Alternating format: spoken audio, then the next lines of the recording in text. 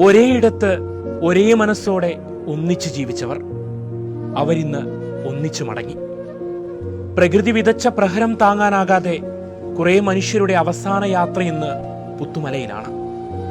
മനസ്സു മരവിച്ച ആ നശിച്ച ദിവസങ്ങളിൽ, ഹൃദയം നുറുങ്ങിയ കാഴ്ചകളിൽ നമ്മളൊന്ന് വിറങ്ങലിച്ചു പോയതാണ്.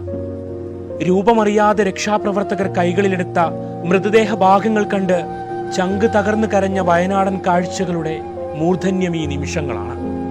ഒരേയിടത്ത് ഇനി അവർക്ക് വിശ്രമിക്കാനുള്ള ഇടമൊരുക്കി സർവമതങ്ങളുടെ പ്രാർത്ഥനാ മുഖരിത രാത്രിയിൽ പ്രിയപ്പെട്ടവർക്ക് വിട നൽകി.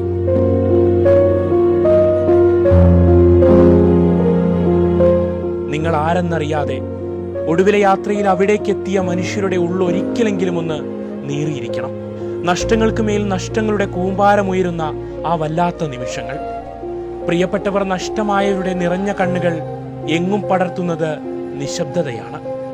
മതമേതെന്നോ ജാതി ഏതെന്നോ ആരെന്നോ പോലും അറിയാതെ അവർ ഒന്നിച്ചുറങ്ങി.